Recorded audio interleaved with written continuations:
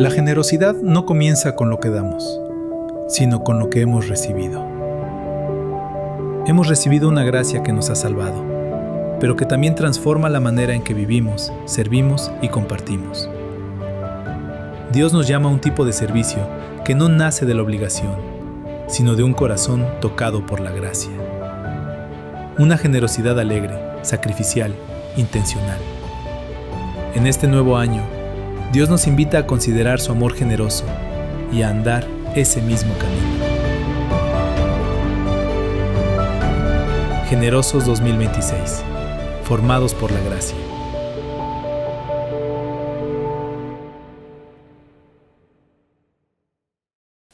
Buenos días a todos, que el Señor les bendiga. A todos los que llegan con un corazón agotado y quebrantado, Crosspoint Español abre sus puertas de par en par.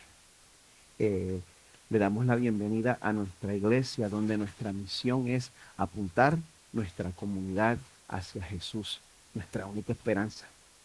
¿Estamos listos para recibir la palabra de Dios? Bueno, en esta mañana continuamos nuestra miniserie titulada Generosos 2026. Y hoy la Biblia nos va a mostrar una lección que parece que salió de una situación incómoda. Les voy a pedir que busquemos en nuestra Biblia 2 Corintios 9, versos 1 al 5. Si no tiene tanta familiaridad con la Biblia, se divide entre el Antiguo Testamento, Nuevo Testamento. Una vez llega el Nuevo Testamento, 2 Corintios es el 8º libro. Mateo, Marco, Lucas, Juan, Hechos, Romanos, 1 Corintios, 2 Corintios. Cuando llega a 2 Corintios, busca el capítulo 9 y vamos a cubrir la primera parte del capítulo, los primeros 5 versos. Bueno, si recuerdan el tema del domingo pasado, Pablo estaba movilizando la iglesia en Corinto para recoger una ofrenda especial para otra iglesia. ¿Dónde se encontraba esa iglesia? La de Jerusalén era la que iba a recibir la ofrenda. No, perdón, de verdad, mi intención no es echarle una trampa a nadie. Corinto estaba preparando para ofrendar a otra iglesia en Jerusalén, porque la iglesia en Jerusalén estaba pasando por escasez y por hambruna. Pues en el pasaje de hoy vamos a ver cómo Pablo hace para asegurarse que la iglesia en Corinto cumpliera con esa ofrenda que había prometido. No. La mayoría de las veces cuando yo hago una lectura congregacional, yo prefiero utilizar versiones formales de la Biblia, como la Reina Valera o la Nueva Biblia de las Américas. Pero en mi opinión, por lo menos, el lenguaje del pasaje de hoy es un poquito más complicado de lo que estamos acostumbrados a leer. No es que sea difícil, es que el lenguaje a veces, por lo menos a mí se me hace un poco complicado de entender. Así que yo quiero tomarme la libertad de que nuestra lectura congregacional hoy sea de una versión que tiene un lenguaje más simple, la Nueva Traducción Viviente. Voy a tomarme esa libertad hoy. Ahora, cuando yo vaya a exponer el texto, voy a volver a la Nueva Biblia de las Américas, pero por ahora la versión en pantalla va a ser la Nueva Traducción Viviente. Así que vamos a leer juntos 2 Corintios 9, versos 1 al 5. Dice así: en realidad, no necesito escribirles acerca del ministerio de ofrendar para los creyentes de Jerusalén, pues sé lo deseosos que están de ayudar. Y me estuve jactando en las iglesias de Macedonia de que ustedes, los de Grecia, quizás su versión dice Acaya, Acaya es una manera de decir Grecia, ustedes, los de Grecia, hace un año estuvieron dispuestos a enviar una ofrenda. De hecho, fue su entusiasmo lo que fomentó que muchos de los creyentes macedonios comenzaran a dar. Les envío a estos hermanos para estar seguro de que ustedes realmente están listos, como les he estado diciendo a ellos, y que ya tienen todo el dinero reunido. No quiero estar equivocado al jactarme de ustedes. Sería vergonzoso para nosotros, ni hablar de la vergüenza que significaría para ustedes. Si algunos creyentes macedonios llegaran conmigo y encontraran que ustedes no están preparados después de todo lo que les hablé de ustedes. Así que pensé que debería enviarle a estos hermanos primero a fin de estar seguro de que tienen lista la ofrenda que prometieron. Pero quiero que sea una ofrenda voluntaria, no una ofrenda de mala gana. La palabra de Dios. Oremos. Señor, yo te doy gracias por el regalo que es esta iglesia. Gracias, Señor, por Crosspoint Español. Gracias porque esta es una comunidad que yo he visto que nos sostenemos en tiempos de necesidad.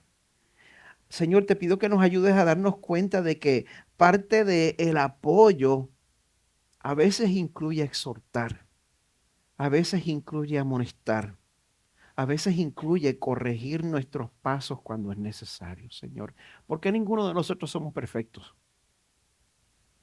Te pedimos que tu Espíritu nos ayude a que seamos un pueblo, no que seamos prontos para regañar, sino que seamos prontos para animar y apoyar.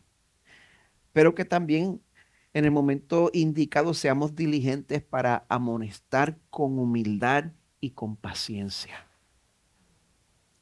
Ayúdanos, Señor, a tener también la humildad necesaria para recibir la corrección cuando nos toque a nosotros ser los receptores. Ayúdanos, Señor, a recordar que no tenemos que sentirnos culpables porque ya todas nuestras culpas han sido perdonadas en Cristo Jesús, quien tomó nuestro lugar en la cruz y en cuyo nombre oramos en esta mañana. Amén. Yo no sé cuántos de ustedes saben que en las próximas semanas nos proponemos cambiar este espacio significativamente. No sé quiénes de ustedes lo saben o no. Bueno, por gracia de Dios tenemos un problema muy bueno. Necesitamos hacer más espacio. Gracias, Señor. Pues mire, desde que nosotros llegamos a esta facilidad hace 5 años, desde que llegamos aquí hace 5 años, hemos tenido este mismo diseño semicircular. A mí me encanta ese diseño. Pero bueno, ya llegamos al límite de nuestra capacidad, así que pronto vamos a tener que cambiar a una orientación más tradicional, donde el altar va a estar, en la pared que está a la derecha de ustedes, a mi izquierda. Pues mire, en el proceso de tomar decisiones y de implementar este diseño nuevo, pues yo he podido observar las tensiones que se forman entre las personas creativas y las personas analíticas. Yo me identifico con las personas creativas. Nosotros somos los soñadores. Nosotros somos los que vivimos en el hemisferio derecho del cerebro. Nosotros somos los que nos hacemos la imagen mental del producto final, los creativos. Pero el otro equipo, las personas analíticas, las personas analíticas, ellos tienen algo que nosotros los soñadores no tenemos. El hemisferio izquierdo del cerebro. Ellos se ocupan de asegurar que la visión que tenemos nosotros los creativos es posible en la vida real. Pues, ¿qué sucede? Nos necesitamos unos a otros, ¿verdad? Pues cuando estos equipos trabajan juntos, algo que sucede muy a menudo es que nos da trabajo ponernos de acuerdo.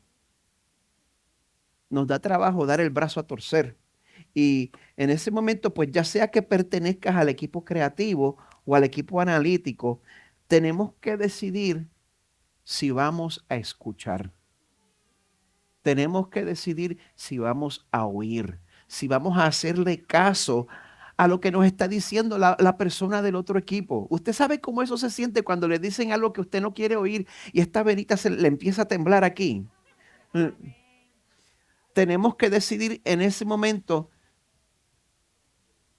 si vamos a escuchar y vamos a recibir, porque muchas veces las sugerencias o las advertencias que tanto nos molestan son para nuestro beneficio. En el pasaje de hoy, Pablo tiene que tomar un tono igual de serio con la iglesia de Corinto para garantizar que ellos cumplieran lo que habían prometido. Los corintios se habían comprometido a contribuir a la situación de la iglesia en Jerusalén. Como pueden ver en el mapa, Corinto era una ciudad antigua que ya no existe en el sur de Grecia.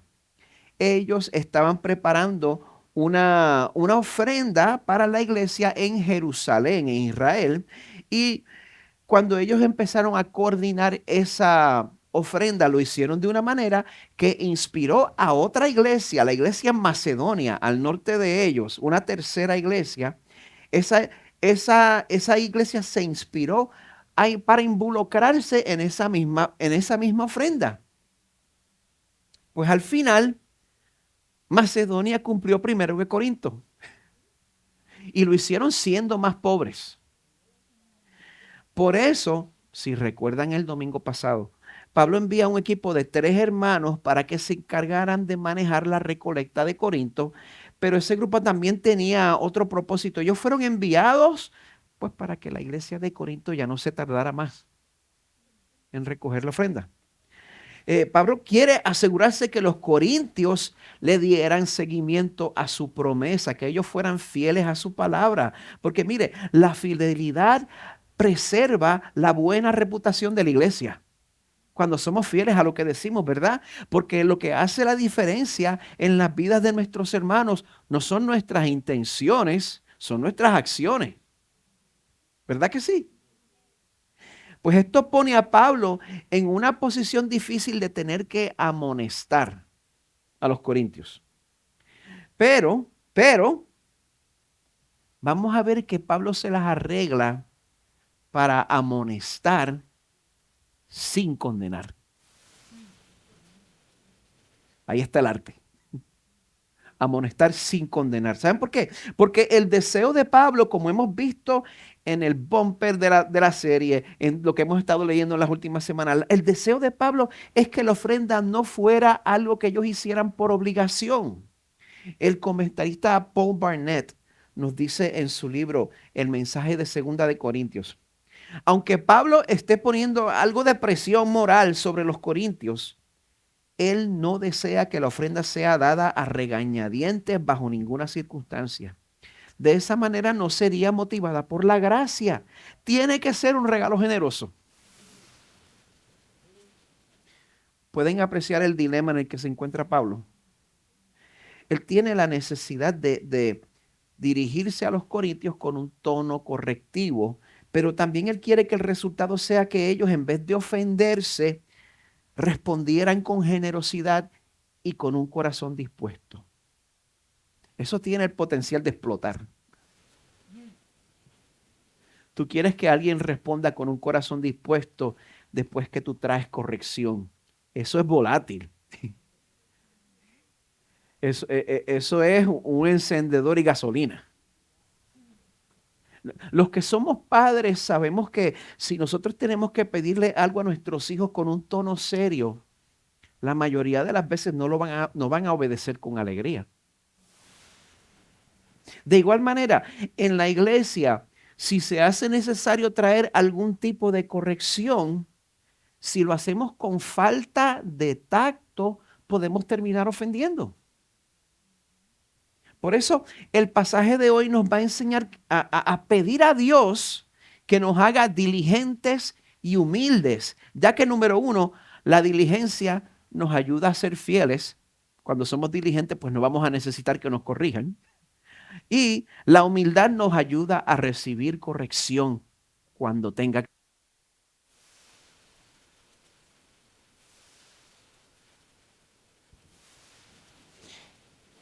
Vamos a ver, hasta ahora.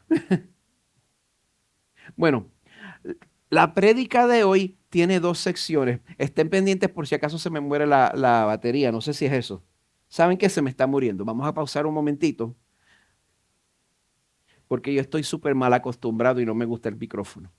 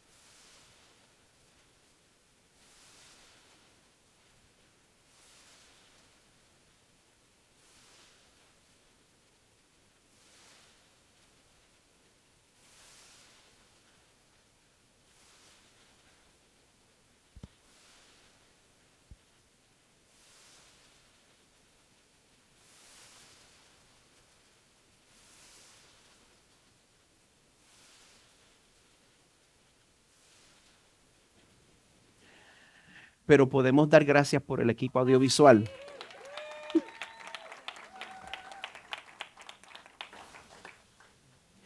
La prédica de hoy tiene dos secciones.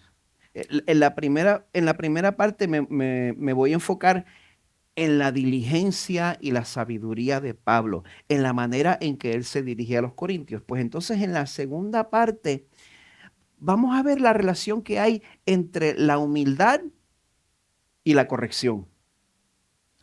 Ahora bien, si a usted le gusta regañar, ¿a quiénes le gusta regañar? No levante la mano. Si a usted le gusta regañar, y hoy yo que vamos a hablar sobre cómo corregir y usted está empezando a salivar con anticipación, pues yo lo siento, esta prédica lo va a decepcionar. En este pasaje, Pablo nos va a enseñar cómo es que se da la corrección con gracia. Y vemos que él lo hace a través de afirmar, advertir y asegurar. Afirmar, advertir y asegurar. Vamos a comenzar hablando sobre cómo primero debemos afirmar a las personas que necesitan corrección. Mire, muchas veces cuando nosotros tratamos de corregir a otras personas, las cosas se van cuesta abajo porque nosotros llegamos con una actitud de querer tumbar cabeza. Pero aquí vemos que Pablo corrige con gracia porque sabe que él opta por anticipar lo mejor de los corintios. Él anticipa lo mejor de los... ¿Era esta una iglesia a la cual era fácil anticipar lo mejor? Pero Pablo les dice, comenzando en 2 Corintios 9:1, en cuanto a este servicio a los santos, en cuanto a la ofrenda que están organizando, es por demás que yo les escriba. Ustedes no necesitan que les escriba en cuanto a esto, porque yo conozco su buena disposición, de la cual me alegro por ustedes ante los macedonios. Pablo está anticipando lo mejor de los corintios. En vez de decirlo, mira, ustedes están tardando con esa promesa que habían hecho después que se llenaron tanto la boca de la ofrenda que iban a recoger. Eso es lo que los regañones pues queremos decir. Eso no es lo que Pablo hizo. Pablo más bien le dice, mira, ni siquiera les tengo que escribir sobre este asunto porque yo sé que ustedes tienen buena voluntad. La persona que es llena de gracia, aun cuando corrige, nosotros vemos eso en Pablo consistentemente. Y no sé por qué se nos olvida en la iglesia. Esta es la personalidad de Pablo consistentemente. Es algo que podemos ver en otras cartas de Pablo. Por ejemplo, la primera vez que Pablo escribe a las iglesias en Corinto, usted sabe el reguero, el desastre que era Corinto, la iglesia en Corinto. Estaban tolerando inmoralidad. ¿Hay algo que sea más digno de corrección que eso? Estaban tolerando inmoralidad, estaban fomentando divisiones entre ellos. A esta iglesia en Candela, Pablo les envía un saludo lleno de gracia en 1 Corintios 1. Él llama a los corintios los que han sido santificados en Cristo Jesús. Él no está dándole ese título a la versión futura de los corintios. Él los está saludando de esa manera desde el principio de la carta, antes de la corrección. También dice, siempre doy gracias a mi Dios por ustedes. Y entonces después de haberlos animado, después de haberlos validado, entonces trae la corrección, porque la corrección tiene que llegar. Hay veces que afirmamos tanto y se nos olvida pues la segunda parte. La segunda parte es esencial. Nosotros necesitamos adoptar esa misma costumbre de ser personas que traen ánimo, porque mire, hay gente que solo quiere hablar contigo cuando te van a hacer una observación. Hay gente que solo tiene que hablar contigo cuando quieren amonestarte. Ese silencio no sé qué es lo que me está comunicando. Mire, hay gente que se cree que el regañar a los demás es un don espiritual. No lo he encontrado en la Biblia. Pero hay gente que yo creo que esa persona está convencida de que regañar es un don espiritual. En sus medios sociales no se ve ningún contenido alegre, no se ve ningún contenido devocional. Solo están regañando y citando a predicadores regañones. Pero el verdadero ministerio se encuentra en ser una persona que dé ánimo a los demás. Si usted es una persona que trae ánimo, si usted es una persona que trae alegría, 10 veces más de lo que trae corrección, cuando le toque tener una conversación incómoda, usted ya habrá acumulado el capital que necesita para que sus palabras tengan peso. Eso es lo que Pablo hace. En el segundo verso él dice, él menciona que Acaya, una vez más Acaya, los de Corinto, los de Grecia, ellos estaban preparados desde el año pasado. El celo de los corintios ha estimulado a la mayoría de ellos. Yo no sé qué fue lo que hicieron, no sé cómo lo hicieron, pero cuando ellos se comprometieron para ayudar, pues todo el mundo se contagió con el entusiasmo de ellos. Pero después de toda esa pompa pasó un año.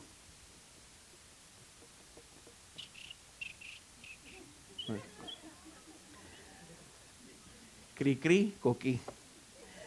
No habían cumplido su compromiso todavía.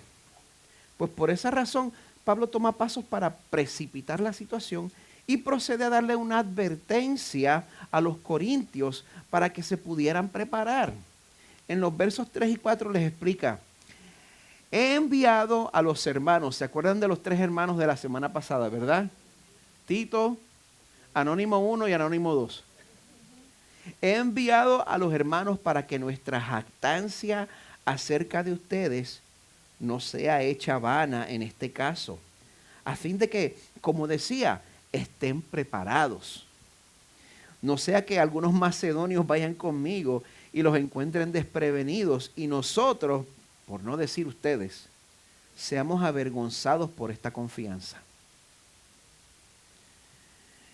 La delegación de los 3, ellos fueron enviados para asegurarse que la ofrenda iba a ser manejada con integridad.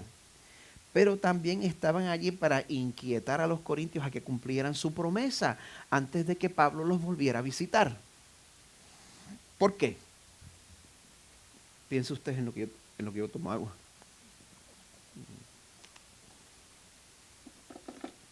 ¿Por qué Pablo quería que ellos se movilizaran antes de que él llegara a visitar? Número 1, si llegaba alguien de la iglesia de Macedonia y los agarraba fuera de base y sin haber ofrendado todavía, pues eso iba a ser un bochorno masivo, una humillación para ellos. Y número 2, porque Pablo pues ya había hablado públicamente sobre la ofrenda de los corintios. Miren, ellos se propusieron ofrendar. Esta gente de verdad que son pueblo de Dios, son bien generosos. Y mire, eso distingue al que verdaderamente se ha convertido. Cuando Dios verdaderamente salva, responder con generosidad se convierte en algo natural. Yo doy gracias al Señor, yo nunca he tenido que estar detrás de nadie. Nunca he tenido que cerrar las puertas y decir, aquí nadie sale hasta que levantemos tanto dinero. Eso pasó. Pero nunca ha sido necesario. Crosspoint Español ha sido generosa desde el día primero, porque estamos llenos de personas que conocen al Señor verdaderamente. Y si esa ofrenda no se recogía, Pablo se habría jactado de ellos en vano. Eso no es un asunto pequeño. Mire, yo sé cómo se siente cuando uno da fe de un hermano que uno cree que lo conoce. Y entonces al final las acciones de ese hermano no dan testimonio de que sea un hermano verdadero. Eso es triste. Eso hace daño al testimonio de la iglesia. Y por eso Pablo desea guardar la integridad de la iglesia en Corinto. Ese era el propósito de él. Él corrige porque él quiere preservar la buena reputación de la iglesia. esa es su intención. Así que mire, si nosotros nos encontramos en una situación donde tenemos que traer corrección, tenemos que examinar la intención de nuestros corazones. Cuando nosotros amonestamos, cuando nosotros corregimos, ¿qué queremos lograr? ¿Por qué lo hace? ¿Usted quiere que la gente se entere que usted es más santo que MacArthur? No sé, perdón. Voy a tener que arrepentirme de esto. Pero mire, hay ciertos ambientes donde la presión moral es lucir la piedad.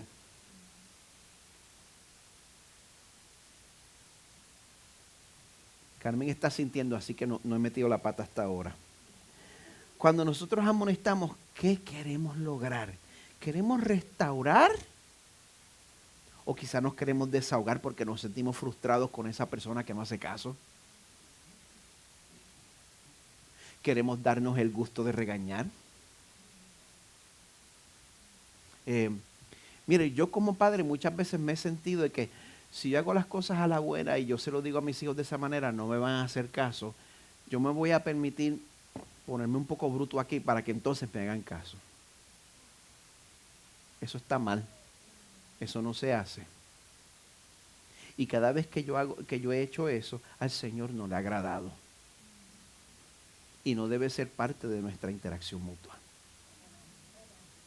Pues mire, en este caso Pablo estaba velando por la buena reputación de Corinto. O sea que Pablo está trayendo corrección por el bien de ellos y para preservar su buena reputación. La buena intención de Pablo se nota porque él estaba tratando de asegurar, de mantener, de proteger la buena reputación de esta iglesia. Y como Pablo quería que nadie hablara mal de los corintios, él dice en el verso 5, bueno, como él no quería que nadie bochinchara de los corintios, dice, creí necesario exhortar a los hermanos a que se adelantaran en ir a ustedes y prepararan de antemano su generosa ofrenda ya prometida. Ellos quieren asegurarse de que completen su promesa, de que la cumplan y de que tuvieran la motivación correcta para ofrendar. Dice, para que la ofrenda, estuviera lista como ofrenda generosa, no como por codicia. Pablo insiste que nuestra actitud al ofrendar hace una diferencia. Nuestra actitud al ofrendar decide si se va a convertir en un legado eterno o si se va a quemar en el último día.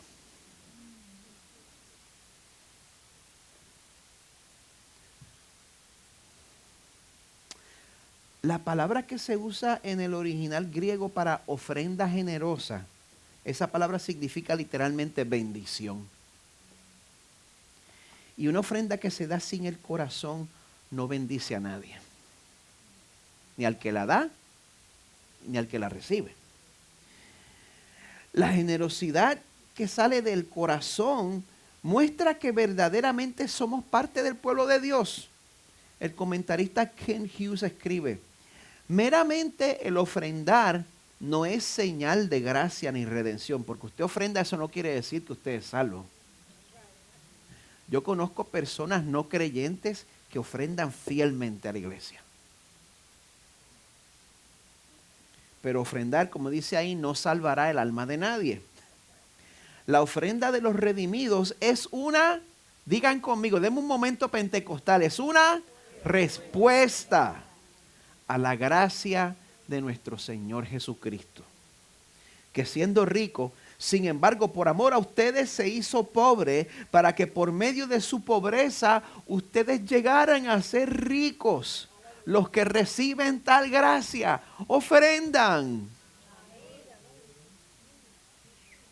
A Dios verdaderamente le importa la actitud con la cual usted le obedece.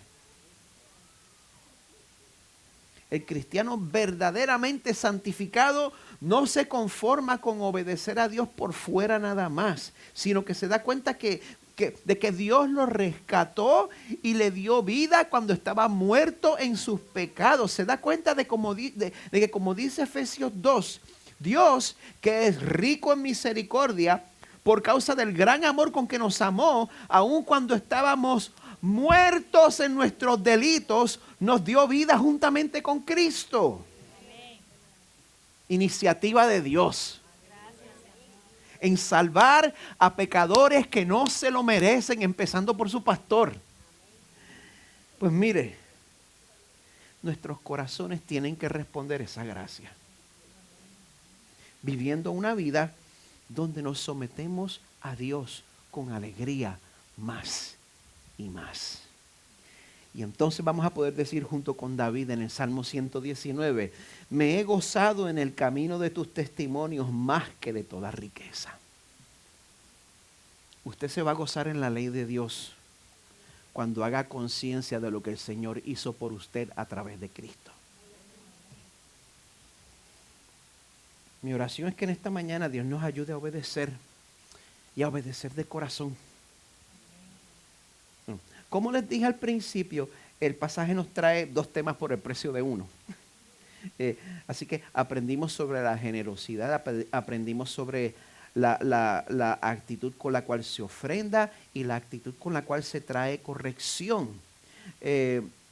Pero ahora vamos a tener la oportunidad de cuando nosotros nos toca recibir corrección.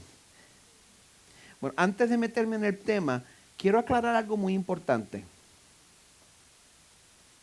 Nosotros somos pecadores. Usted sabía eso, ¿verdad?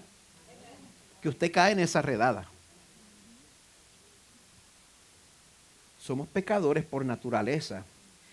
Y ya que Dios nos ha dado el regalo de la comunidad, pues a veces se hace necesario tener conversaciones incómodas.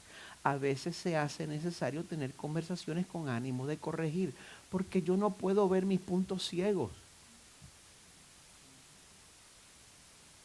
Pero yo quiero que sepa algo. Yo no, un no del tamaño de la cara mía. Yo no estoy haciendo un llamado a que nos convirtamos en una comunidad que solo vive pendiente a corregir y amonestar. No estoy haciendo ese llamado. Número 1, eso se siente como vivir en un país totalitario.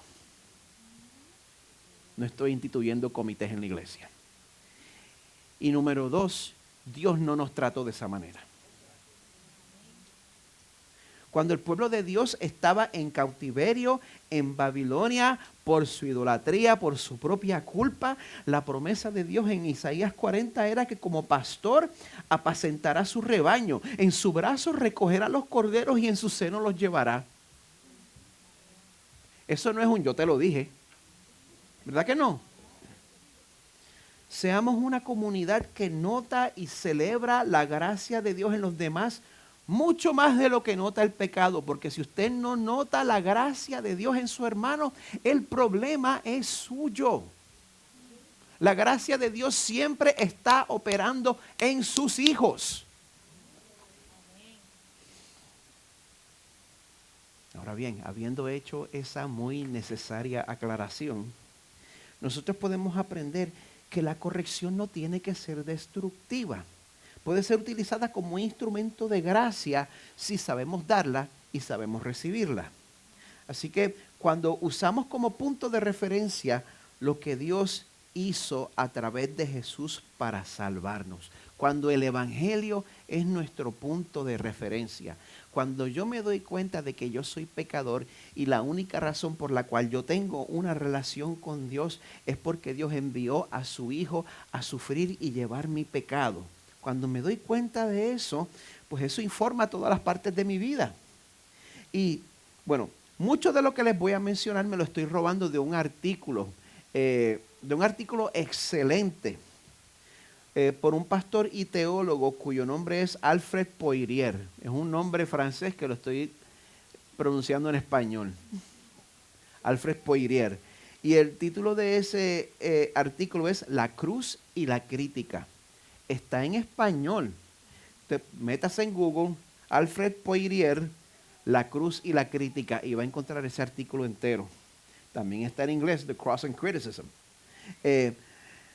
Por un lado, pues este artículo nos exhorta pues, a corregir de una manera llena de gracia, porque mira, cuando alguien llega a decirme lo que estoy haciendo mal y lo hace con una actitud de superioridad, yo voy a disociarme. Vas a estar hablando conmigo y yo me voy a remontar, qué sé yo, a Granada, a un restaurante donde estoy comiendo tapas.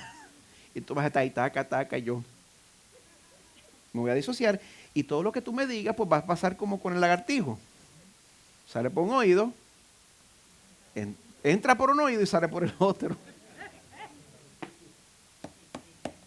Amada iglesia, las cosas cambian cuando la corrección que traemos viene bañada en gracia. Las cosas cambian cuando vemos a nuestro hermano como alguien por quien Cristo murió. Actuamos de acuerdo a Hebreos 13, donde Dios manda que permanezca el amor fraternal. Las cosas cambian cuando me veo a mí mismo como igual a los demás. Cuando me doy cuenta de que también soy pecador. Romanos 3 nos pregunta, entonces, ¿qué? ¿Somos nosotros mejores que ellos? De ninguna manera. Romanos 3:10, como está escrito, no hay justo ni aun uno. Verso 23, todos pecaron y no alcanzamos la gloria de Dios. Amada iglesia, aún si hay que corregir, las cosas cambian cuando nosotros preparamos nuestros corazones para no hablar con motivaciones equivocadas. Proverbios 15 nos recuerda que el corazón del justo medita cómo responder, pero la boca de los impíos habla lo malo. Proverbios 16, el corazón del sabio enseña a su boca y añade persuasión a sus labios. Mire, aun si hay que corregir, las cosas cambian cuando yo primero examino mi propia vida y yo confieso mi pecado. Usted va a enfrentar a otra persona exigiéndole confesión cuando usted no confiesa sus propios pecados. No me agiten. Me sale lo pentecostal. En Mateo 7, Jesús nos manda, saca primero la viga de tu ojo y entonces verás con claridad para sacar la mota del ojo de tu hermano. Todavía hay que corregir, pero comienza por ti. Las cosas cambian cuando soy paciente, cuando yo mantengo una perspectiva de largo plazo, cuando yo no espero que mi hermano se santifique de un día para el otro, porque yo no me estoy santificando de un día para el otro. Pregúntele a Carmen. Primera de Corintios 13 nos enseña que el amor es paciente. Aún si hay que corregir, mire, las cosas cambian. Cuando yo recuerdo que mi meta no es regañar, mi meta no es ganar un debate. Mi objetivo es edificar. Efesios 4 dice que la palabra que salga de nuestra boca debe ser la que sea buena para edificación según la necesidad del momento, para que imparta juicio. Dice eso. Para que imparta gracia a los que escuchan. Mire, aún si hay que corregir, las cosas cambian.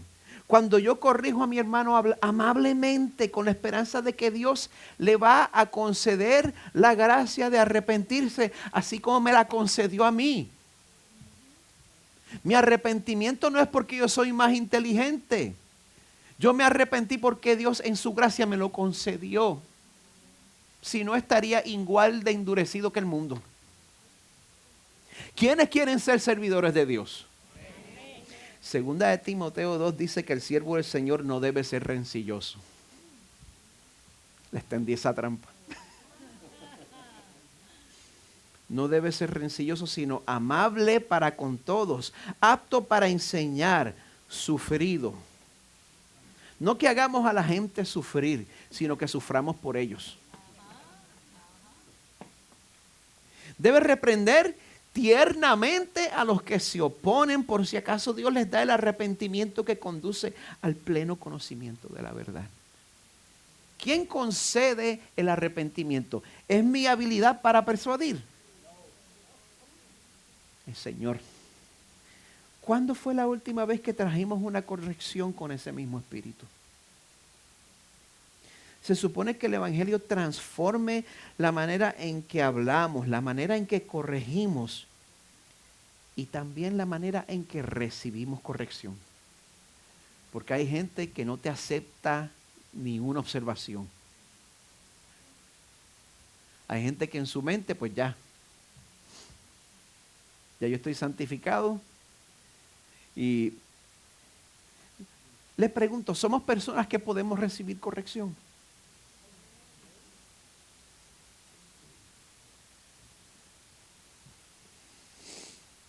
Este mismo artículo que les dije, la cruz y la crítica, nos advierte para que no tengamos una actitud automáticamente defensiva cuando la persona que nos amonesta nos está diciendo la verdad. Ahora, si nosotros como quiera nos resistimos, pues puede ser porque el ídolo del yo nos está quitando nuestra capacidad de escuchar y de aprender.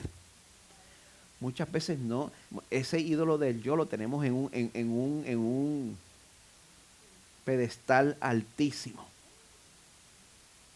Proverbios 12 nos advierte que el que ama la instrucción, ama el conocimiento, pero el que odia la reprensión,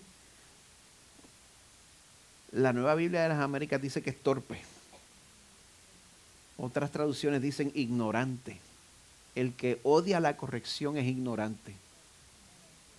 En el Salmo 141, el rey David declara que el justo me hiera con bondad y me reprenda. Es aceite sobre la cabeza, no lo rechace mi cabeza.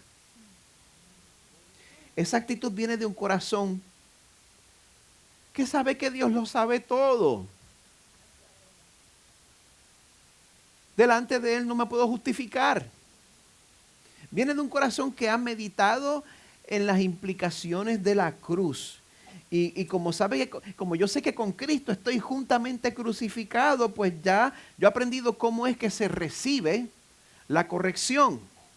¿Cómo recibir la corrección? Número 1, al mirar la cruz. Cuando veo lo que Jesús ha hecho por mí. Cuando veo que Jesús estuvo dispuesto a sufrir y morir para quitar mi culpa, pues si Jesús tuvo que morir, yo tengo que estar de acuerdo con el juicio de Dios hacia mi persona. La cruz significa que Dios ha decidido que tú, por tu pecado, mereces ser castigado. Pero entonces el pecado que te toca a ti cae sobre Jesús. Pero eso quiere decir que tienes que estar de acuerdo, tienes que concordar con el juicio de Dios hacia tu persona, tienes que aceptarlo. ¿Están conmigo? ¿Entienden lo que quiero decir? En la cruz yo me veo a mí mismo como Dios me ve en Romanos 3, como un pecador. Por mi pecado, mire, la cruz nos critica y nos juzga más profundamente de lo que cualquier otra persona pudiera hacerlo. La cruz es la crítica más profunda que nosotros vamos a recibir.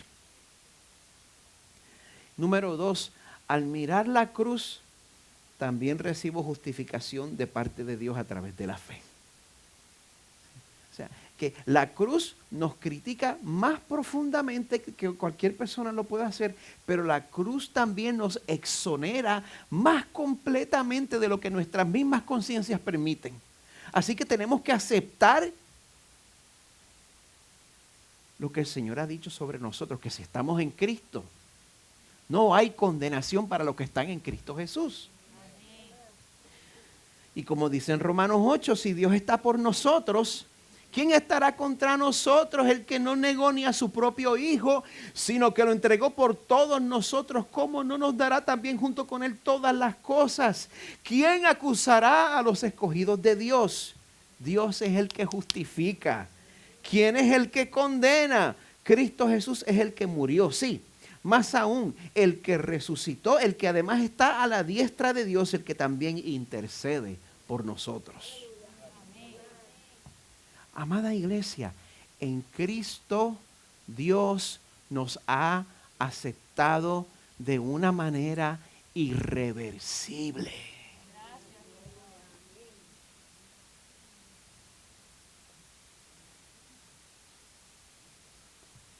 ¿Entiende lo que eso quiere decir? En Cristo, si usted está en Cristo, si usted verdaderamente cree, Dios le ha aceptado de una manera irreversible. Sabiendo eso, podemos recibir corrección sin colapsarnos. Podemos aceptar la crítica de otros con... voy a citar el artículo con una actitud que dice en respuesta, ok, pues te enteraste de que no soy perfecto.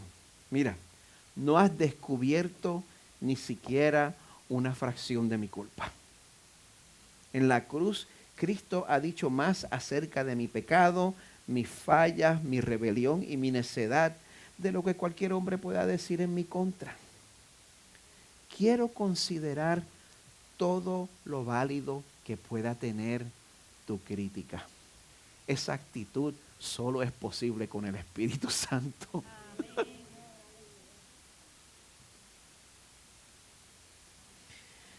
Y si el mundo nos ve reaccionando a la crítica de esa manera, con sinceridad, eso nos va a traer una oportunidad para que compartamos con ellos la razón por la cual nos podemos comportar de una manera tan diferente al resto de la sociedad. Y esa razón no es que somos mejores que nadie. La razón es que el sacrificio de Jesús en la cruz en nuestro lugar, sabemos que impacta nuestro futuro, pero también impacta la vida que estamos viviendo en el presente. Ese sacrificio nos transforma, nos convierte en personas diligentes, en personas humildes. Cuando nosotros vemos que Jesús, a través de su propia diligencia y su propia humildad, Él aceptó el castigo que me tocaba a mí por mi pecado. Así que, amada iglesia, quiero invitarles a que nosotros respondamos en adoración a ese Rey humilde, a ese Rey tierno que tomó nuestro lugar. Amén.